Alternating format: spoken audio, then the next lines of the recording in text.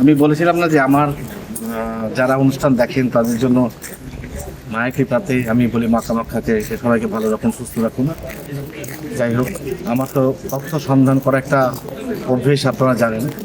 আমি এসেছি এখন অ্যাকচুয়াল আমরা বুদ্ধদেবের মন্দির সারনাথে দেখি, বেনারসে দেখি, ভুটানে দেখি, গ্যাংটকে দেখি, দার্জিলিং দেখি, সমস্ত জায়গায়। কিন্তু এখানে অনেক দূরে এসেছি খুঁজতে, এখানে যে আবিষ্কার করতে যে আসল তথ্যটা কি, বুদ্ধদেবের আসল তথ্য কি। কারণ চীনাচার জানেন তিব্বতে বৌদ্ধদেবের আসল মূর্তি আছে, কিন্তু ওনার দেহত্যাগ করেছেন কোথায়, সেই সূত্র ধরে খুঁজতে খুঁজতে চলে এসেছি আজকে আমি জাপান ওসাকাতে নিয়ে আছি। আপনারা দেখতে পাচ্ছেন এটা কিন্তু ওসাকা, জাপান। তো জাপান থেকে আমি অনুষ্ঠানটা করছি শুধু আপনাদের জন্য। পেছনের টেম্পলটা ভালো করে ক্যামেরাম্যানকে বলবো একটু দেখাতে করে। এটা বুদ্ধদেবের একটা বাসস্থান, এটা হচ্ছে বুদ্ধদেবের একটা বাসস্থান। এবং এখান থেকে উনি কিন্তু একটা জায়গার সন্ধান পাওয়া গেছে, যেটা এখনও সত্যি কিনা বলতে পারছি না।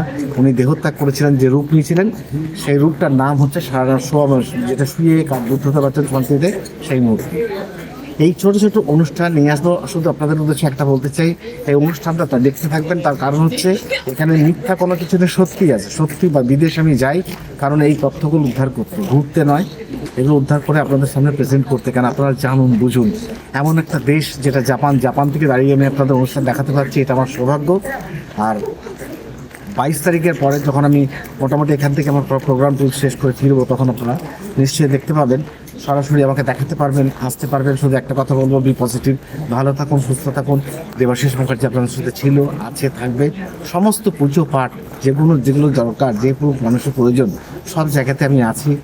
এত বছর পরে আসছি, আপনারা জানেন, আগামী দিনেও করব।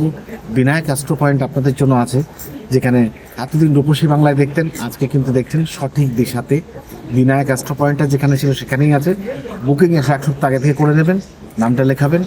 আর বুদ্ধদেবের তথ্যটা কি পরের অনুষ্ঠানে জানবো, সেটা তথ্য সংগ্রহ করতে চলেছি। খুব শীঘ্রই তথ্যটা বার করে ফেলবো, কারণ সে কারণে শুধু প্রান্তর ভারতবর্ষ থেকে ছুটে এসেছি জাপান শহরের ওসাকা সিটিতে। নমস্কার।